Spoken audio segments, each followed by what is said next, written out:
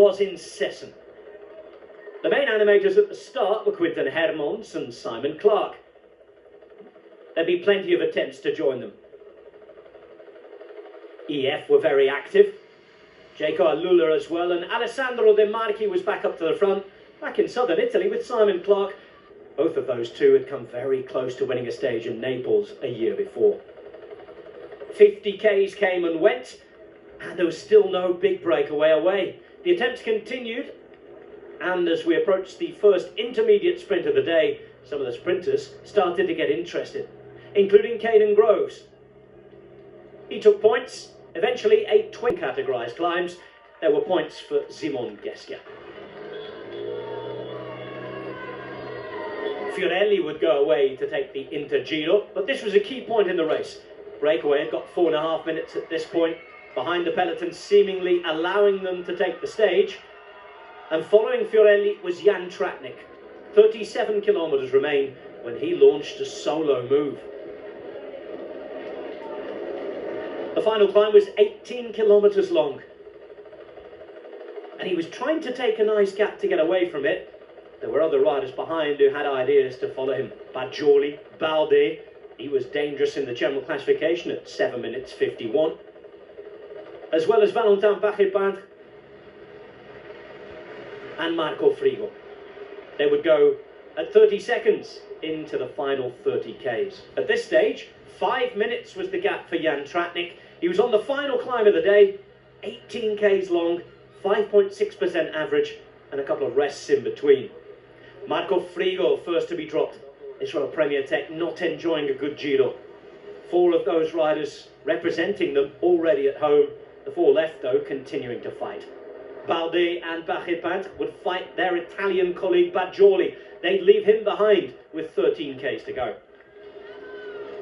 Tratnik at this stage was 1 minute and 12 up the road.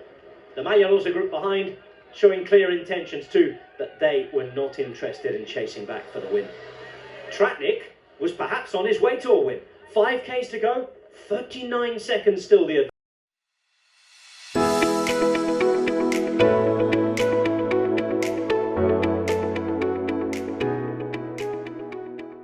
Balde was left behind.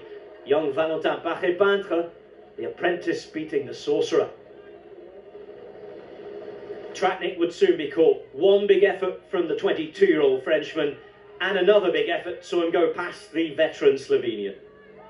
No pro victories in his career to this point, but the Decathlon man was poised to carry on his team's brilliant start to the season.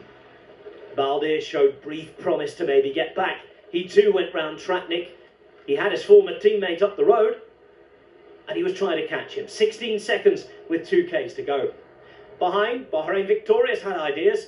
Caruso, who was in the original breakaway, started to pull frantically, and he'd try and help Tiberi, who attacked. Pogacar was wise to it, though, as were the rest. It would thin out the GC group, however, going into the final couple of Ks. And up the road, the Tour of Italy was becoming the Tour of brotherly love. A year after his brother Aurélien won a stage, Valentin Peintre did the same. A first pro win, and in questions at the end of the day belonged to Decathlon for the 15th time this season.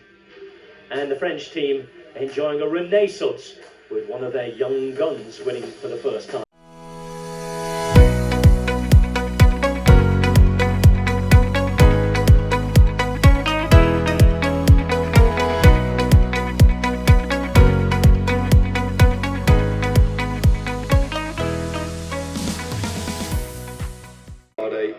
Coming back, but yeah, a magnificent win.